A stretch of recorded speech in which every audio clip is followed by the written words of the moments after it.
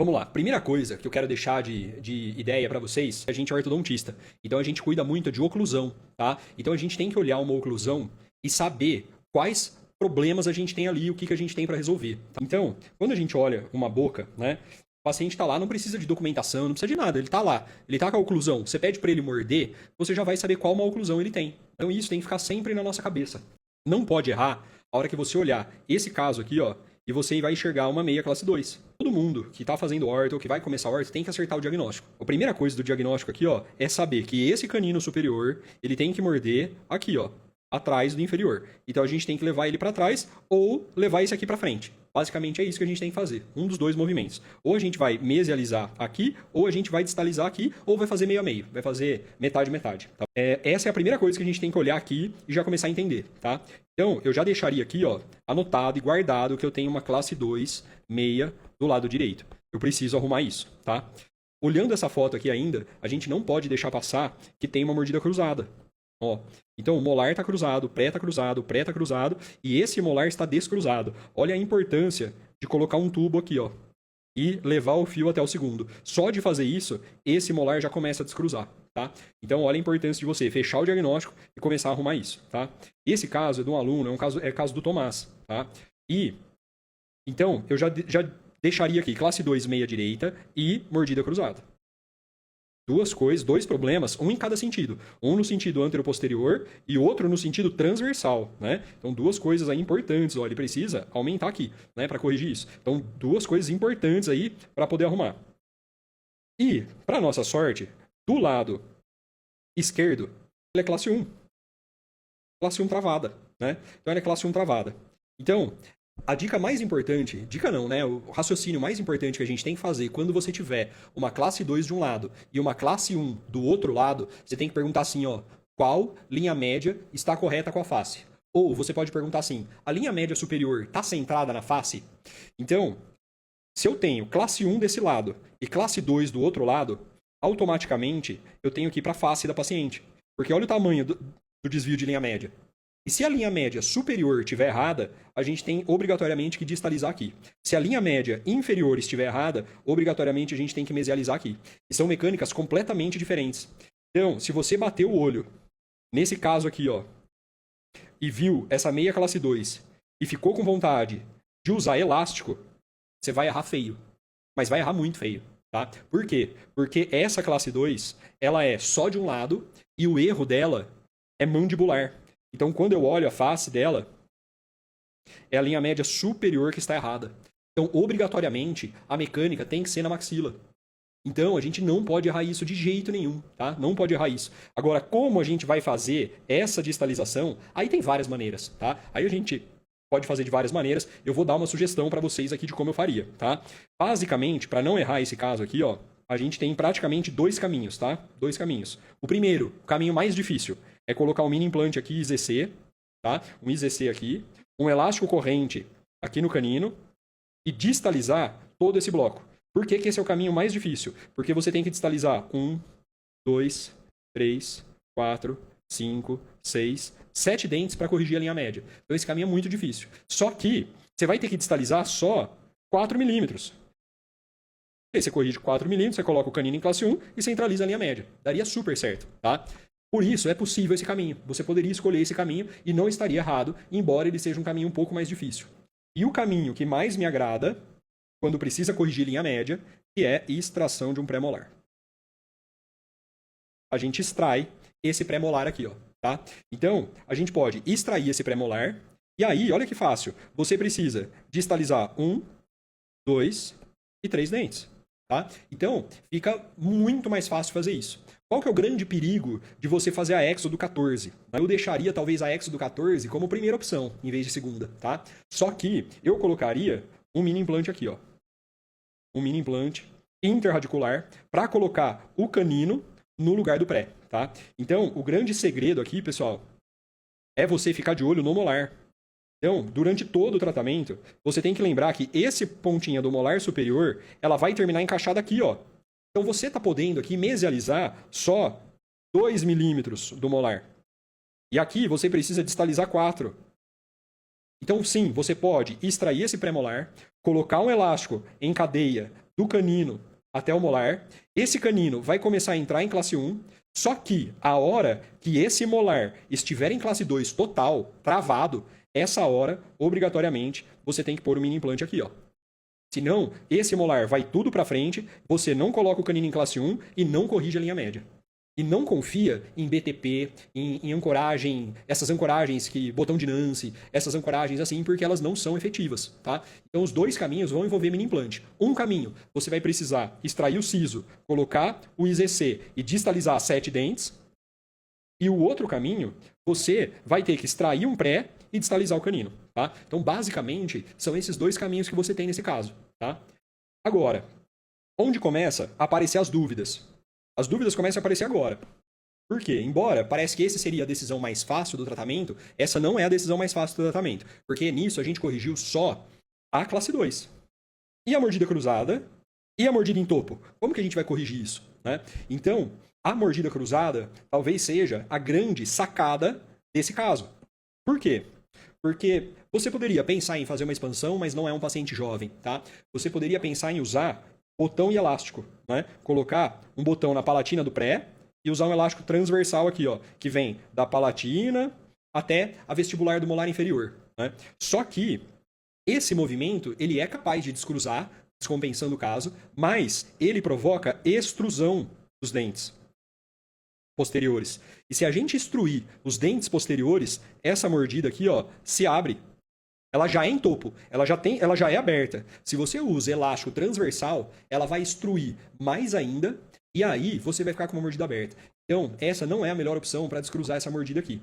E como a gente está conversando de colocar mini implante para corrigir a classe 2, seria maravilhoso a gente aproveitar o mesmo mini implante que vai estar aqui, ó, na mesial do molar, ou o próprio IZC, que vai estar aqui, se a gente escolher trabalhar com IZC, a gente pode pegar um elástico corrente, conectar aqui do fio, ó, e ligar no mini implante.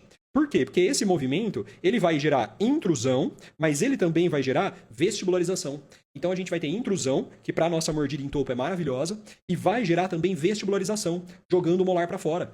Então a gente usa o mesmo mini implante que a gente vai corrigir a classe 2, a gente começa a corrigir a mordida cruzada posterior. E é aí que a ortodontia vai ficando interessante, quando você começa a usar uma ferramenta para corrigir vários problemas, né? Então, e a mesma coisa poderia ser feita no IZC, tá? A gente poderia também pôr um corrente aqui no IZC, daria na mesma, só amarração, que é um pouquinho diferente, mas daria certo também, tá? Muito bem, então, eu considero que com isso, a nossa mordida cruzada vai estar praticamente corrigida, porque você vai conseguir intruir, vestibularizar e corrigir a classe 2, seja com extração do 14 ou do 18, certo? Para você ou distalizar tudo ou distalizar canino, vai depender aí de como você gosta de trabalhar. E a última coisa que ficou para trás é a mordida em topo. Porque você vai pensar assim, cara, eu vou levar esse canino para distal. Então eu vou perder mais overjet ainda. Eu vou ficar sem overjet aqui, ó, né? Eu vou levar isso aqui para trás, vai abrir um diastema, aí eu vou precisar retrair todos esses incisivos aqui, ó. E aí eu vou ficar com a mordida cruzada anterior. Sim, só que não. Quem pensou isso, pensou certo. Só que, ó, lembra do nosso lado esquerdo? Obrigatoriamente, desse lado esquerdo aqui, ó, a gente precisa usar uma mola aberta. Por quê? Porque essa mola aberta vai ajudar a gente a corrigir a linha média, mas ela também vai ajudar a gente a criar overjet, criar torque, dar torque nos incisivos, para a mordida não ficar em topo, para a mordida não ficar cruzada anterior, tá? Então a gente vai abrindo aqui até a gente ter espaço suficiente para o canino. Depois a gente cola uma pecinha no canino, deixa um arco espesso aqui embaixo e um arco fininho aqui para instruir esse canino e ele entrar no lugar. Então, basicamente, é essa a mecânica. Embaixo, a gente vai alinhar, nivelar, corrigir a curva de SP, né? O basicão, bem feito, né? Olha lá, não tem muito segredo embaixo, né? E em cima, com essa mecânica, eu acredito que a gente consegue corrigir praticamente todos os problemas desse caso, tá? Olha lá, a gente consegue corrigir a classe 2, a mordida cruzada posterior e a mordida em topo. O que muita gente pode ter dúvida nesse caso, talvez quem está começando tenha mais essa dúvida, que arco que faz isso, em que momento que faz isso, né?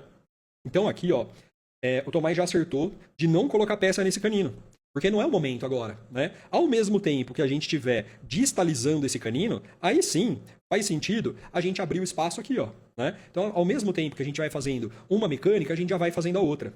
Então, me agrada muito fazer esse manejo dos espaços no 19 por 25 de aço, tá? No 19 por 25 de aço. Esse é um caso que seria muito bom trabalhar com bracket bidimensional. Por quê? Porque eu tenho uma mordida em topo e eu vou fazer uma retração, vou fechar espaço ou de um pré-molar, ou eu vou fechar espaço distalizando com o IZC. Então, em qualquer um dos dois cenários, eu preciso de controle de torque nos incisivos. Então, um bidimensional, eu poderia trabalhar, por exemplo, com o arco 18/25 ou 17/25. Tá? Então, aí eu poderia trabalhar com esses dois também para fazer a retração. E, ao mesmo tempo que a gente vai fazendo a retração de um lado, a mola aberta vai abrindo do outro lado. Então, basicamente, esse seria o tratamento desse caso aqui. O que a gente não poderia deixar passar? A linha média superior desviada. Então, se eu pudesse deixar uma mensagem para vocês aqui, apareceu uma classe 2 assimétrica, o que é isso? Classe 2 de um lado, classe 1 do outro. Apareceu isso, você vai olhar a linha média superior. Linha média superior está centrada na face, então você não pode estragar. Você vai ter que fazer uma mecânica simétrica superior. Ou se extrair aqui, tem que extrair aqui. Se a linha média superior está desviada na face, você tem que corrigir. Aí você vai ter que extrair de um lado ou distalizar de um lado para centralizar ela. Tá? Então, basicamente, é isso que a gente tem que lembrar toda vez que tiver uma classe 2. Tá? Alguém pode também pensar, mas como que essa mordida aberta ela vai fechar, né, inteira? Então, veja que aqui, na verdade, eu acho que não estava mordendo bem, ó, porque aqui ela não é tão aberta, né, ó.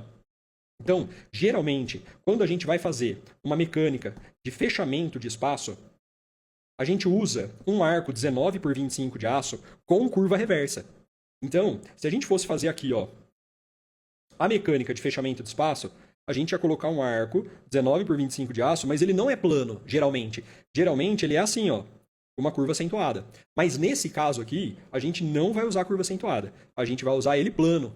Por quê? Porque o movimento de fechar espaço e distalizar, ele gera extrusão.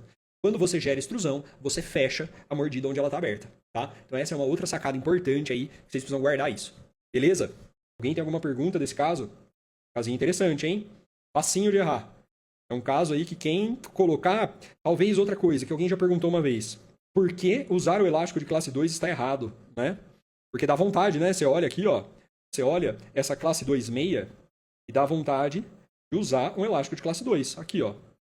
Porque 90% do efeito do elástico de classe 2 é na mandíbula, é embaixo. Então você teria o desvio da linha média para o lado esquerdo.